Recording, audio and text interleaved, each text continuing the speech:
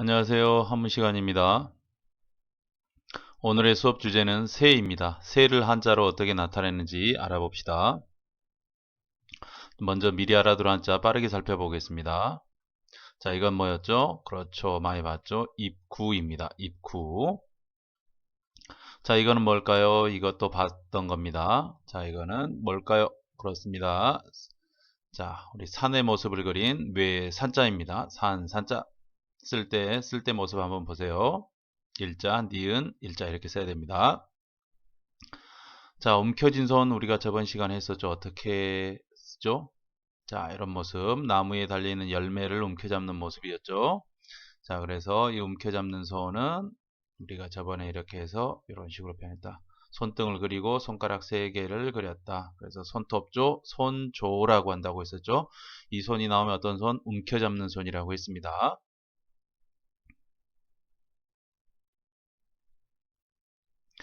자, 아빠, 저 다 컸어요. 자, 이걸 우리가 뭐라고 하죠? 큰 대자라고 하죠. 저번에 개견 하면서도 한번 봤었죠? 큰 대자. 자, 어렸을 때는 이렇게 땅바닥을 기어다니다가 어느 순간 걸음마를 배운 다음에 넘어지고 그런 다음에는 가방 메고 학교 다니면서 아빠 다 컸으니까 그만 간섭하세요. 이렇게 우리 아들 다 컸네 할 때 그 크답니다. 그래서 갑골문을 보면 양팔 양다리를 쫙 펼치고 걷는 모습으로 그려져 있습니다. 그래서 뭐라고 한다? 큰 대, 크다 대. 자, 큰 사람, 다 큰 사람 이런 의미겠죠. 자, 이건 우리가 너무나 많이 봤었죠. 이제 그렇죠. 뭐였죠? 그렇습니다. 실의 자, 누에고체에서 나오는 실을 꼬아서 만드는 실의 모습을 그린 자, 실사였습니다. 자, 그러면 노예를 한자로 어떻게 표현할까요? 노예를 한자로 표현하는 방법을 한번 봅시다. 자, 이렇게 표현합니다. 위에는 움켜진 손, 아래는 실사, 밑에는 큰데. 갑골문을 보면 자, 어떤 사람이 손을 뒤로 결박당한 채 무릎 꿇고 있고 자, 머리 부분을 밧줄로 묶고 그 묶은 줄을 꽉 잡고 있는 모습이죠. 자, 너는 지금부터 내 종이다. 너는 내 노예다. 이런 모습이겠죠. 그래서 한자로 이런 모습. 이거나 이런 모습이겠죠. 목에 밧줄로 묶인 상태에서 다른 누군가에서 꽉 움켜잡혀서 끌려다니는 사람. 종해자입니다. 쓸 때는 어떻게 쓰면 될까요? 그렇죠. 움켜잡은 손을 하나, 둘, 셋, 넷으로 쓰고 밑에다가 실사자를 간략하게 쓰고 밑에다가 큰 대자, 다 큰 성인을 의미한다고 그랬었죠. 그래서 이렇게 나오면 종해라는 글자입니다. 자, 그럼 오늘 수업 한번 시작해 봅시다. 자, 이게 뭐죠? 새죠. 새는 새한테만 있는 게 뭐죠? 불이죠. 그러니까 새한테만 있는 불이 반드시 그려져요. 그죠? 그 다음에 머리에 있는 눈, 그 다음에 몸통, 그 다음에 꼬리, 그 다음에 날개, 앞다리, 뒷다리 이렇게 그려줘야 되겠죠. 이걸 좀 더 간단하게 하면 새 불이, 머리, 동그란 거 네모나게, 눈, 그 다음에 몸통, 꼬리, 그 다음에 날개, 앞다리, 뒷다리. 그래서 이 부리가 지금은 이 머리 위쪽으로 와 있죠. 그래서 이렇게 쓴다. 세조라고 한다. 세조.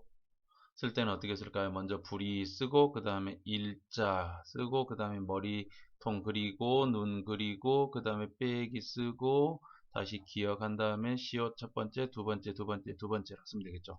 그래서 세조라고 한다.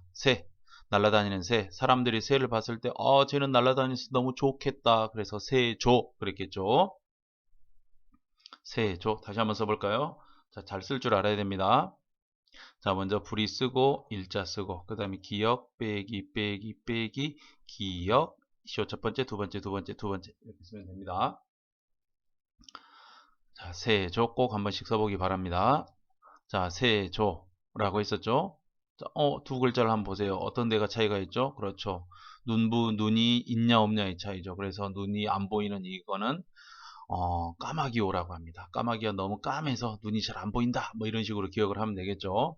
그래서 눈이 있으면 새조, 눈이 없으면 새 중에서도 까마귀오라고 합니다. 까마귀오는 새조 쓰는 방법이랑 똑같겠죠. 자, 그 다음에 보세요. 두 글자는 어떤 차이가 있나요? 그렇죠. 왼쪽에 입구자는 똑같이 있죠. 그런데 왼쪽은 새조자고 오른쪽은 까마귀오자입니다. 둘 다 하나는 새가 우는 거, 까마귀 우는 거겠죠. 그래서 새가 입을 벌리고 운다. 그래서 울명이라고 합니다. 자명종 할 때 스스로 우는 종, 자명종. 그 다음에 오른쪽은 까마귀가 우는 건데 옛날 사람들은 까마귀가 우는 걸 그렇게 좋게 느끼지 않았나 봅니다. 그래서 슬프다 오라고 합니다. 우리 부모 전에 자식이 돌아갔을 때 부모가 자식을 안고 막 소리치고 우는 걸 오열한다라고 하죠. 그때 슬프다 오라고 합니다. 슬프다 오. 자, 입구자는 똑같지만 세조자가 있으면 울명, 까마귀 오자가 있으면 슬프다 오라고 한다는 사실도 한번 기억해 두세요. 자, 나의 한자 풀이를 한번 보겠습니다. 자, 이거 뭐죠? 공원에 가면 많이 있는 거 비둘기죠. 비둘기도 새니까 일단 새처럼 표현을 합니다. 새처럼. 근데 비둘기는 수마리가 막 공원 가보면 떼지어 다니죠. 많다, 한자에서 많다를 표현할 때 9구자를 쓴다고 그랬죠. 그 비둘기 소리를 우리가 뭐라고 하죠? 구구구라고도 하죠. 그래서 구구구, 구구구 하는 새, 비둘기 구라고 합니다. 여러분들 쓸 때는 어떻게 쓰면 될까요? 먼저 9구자를 쓰고 9구자를 쓰고 옆에다가 세조자를 쓰면 되겠죠. 세조자를. 자, 여러분들 꼭 한번 써보기 바랍니다. 자, 한 발 더 들어가 봅시다. 자, 이거는 뭐죠? 그렇죠. 닭이죠. 닭도 새의 일종이죠. 그러니까 닭을 한자로 쓰라고 하면 일단 세조자를 써야 됩니다. 근데 닭의 특징이 뭘까요? 예나 지금이나 자유롭지 못하고 인간에게 잡혀서 닭장에 갇혀서 오로지 인간을 위해서 알만나는 마치 인간에게 알을 바치는 노예처럼 노예와 같은 새. 그래서 이걸 닭개라고 합니다. 우리 요즘에 60개 치킨 보면 그 상표에 이 닭개자가 써져 있습니다. 자, 어떻게 쓸까요? 먼저 종의자, 움켜진 손, 밑에 실사자, 큰대자, 목에 묶여서 끌려다니는 사람, 종처럼 날아다니지도 못하고 알만나는 새, 닭개라고 합니다. 여러분들 60개 치킨 한번 보세요. 한자로 이렇게 적어져 있습니다. 닭개라고 한다.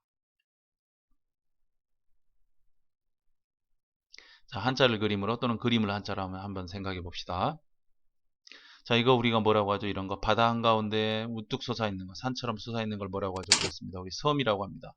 그럼 섬을 한자로 나타내면 어떻게 될까요? 섬이라는 건 바다 한가운데 우뚝 솟아 있는 게 섬이기 때문에 일단 물 숫자가 있어야 되겠죠. 그러고 모습은 산에 우뚝 솟아 있으니까 멀리서 보면 산처럼 보이겠죠. 그래서 바다에 있는 산 이렇게 표현하면 좋을 텐데 여러분들 한자 사전을 찾아보면 이거는 섬도자라고 안 나오고 다르게 나옵니다. 뭔지 한번 꼭 찾아보세요. 자, 그래서 섬도자는 한자로 이렇게 씁니다. 산자, 매산자 이에 새조자를 마치 산에 사는 새? 산에 사는 새처럼 보이는데 왜 이게 섬일까요? 왜 한자를 만든 사람들은 섬도자를 산자 위에다가 새조자를 써놨을까요? 그래서 선생님이 이렇게도 생각해 봤습니다. 옛날에는 배도 없고 그러니까 새만 갈 수 있는 산, 멀리 떨어져 있는 독도처럼 사람은 자유롭게 가지 못하지만 새들은 자유롭게 갈 수 있는 산. 그렇다고 하더라도 뭐가 하나 빠진 것 같죠. 그래서 지금은 이 발에 해당하는 부분을 빼버리고 산자를 위로 올려줬습니다. 자, 선생님 생각에는 이렇게 표현하면 제일 좋을 것 같습니다. 바다 한가운데 산처럼 솟아있고 새만 다닐 수 있는 산, 새만 다닐 수 있는 곳, 거기가 섬이다. 근데 실제로 이런 글자는 존재하지 않고 지금은 섬도자를 이렇게 씁니다. 마치 산에 사는 새, 산새인 것처럼. 그렇지만 여러분들 산새가 아니고 뭐다? 섬도자다. 하나, 둘, 셋, 넷, 다섯, 여섯, 일곱. 여기다가 점 쓸 자리에다가 점을 빼고 산자를 쓴다. 산처럼.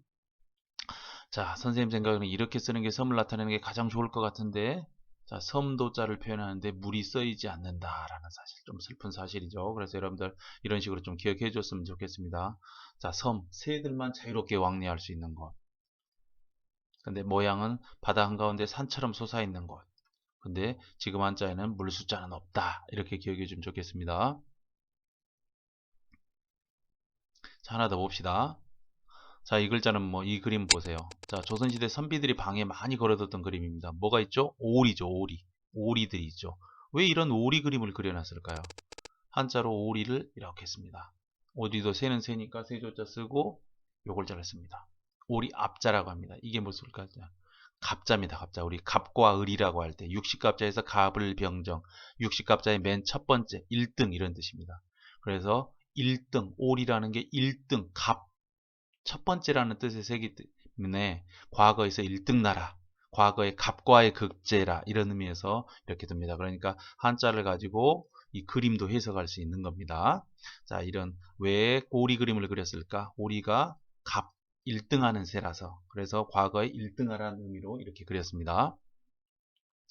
자, 그 다음에 세조자랑 비슷한 글자가 하나 있죠. 이 글자 여러분들 뭔지 아는 사람도 있을 텐데 갑골문을 보면 이렇게 생겼습니다. 뭐처럼 보이죠, 여러분들? 그렇습니다. 색깔 입혀보면 빨간색 머리에 귀가 쫑긋 써 있고 몸통이 있고 말발굽처럼 발굽이 있고 등에 갈기가 나 있고 그렇습니다. 이 사진하고 똑같죠. 말이죠, 말. 자, 그 다음에는 그래서 말맞자입니다. 자, 그래서 말이 잘 달리려면 눈이 좋아야 되겠죠. 눈 감고는 못 달리니까. 그래서 머리 부분을 처음에는 자세하게 그리다가 그 다음에는 눈을 그려서 눈이 머리다라고 표현하고 머리에서 갈기가 달려 있고 그 다음에 뛰는 모습이죠. 앞발이 뒷다리를 멈춰서 뛰는 모습 아주 역동적으로 일어났죠. 그 다음에 꼬리. 그 다음에 좀 더 간단하게 하고 그래서 이렇게 요 모습 그대로죠. 그래서 우리가 말맞자를 쓰라고 하면 어떻게 써야 된다? 빼기 일자 빼기 빼기 일자 기역 시옷 첫 번째 두 번째 두 번째 두 번째 이렇게 쓰면 되겠죠. 또는 자 일자 빼기 빼기 빼기 일자 기역 하나 둘 셋 넷 이렇게 쓰면 되겠죠. 자 말마 세조자랑 비슷한데 구별할 수 있어야 한다. 자 그래서 눈목자 그 다음에 갈귀 몸통 꼬리 자, 앞다리 뒷다리겠죠. 자, 이거는 뭐라고 읽어야 될까요? 여러분들, 조족지열, 세 발의 피, 아주 작다는 뜻이겠죠? 세 발에 묻힌 피, 얼마나 묻었겠습니까?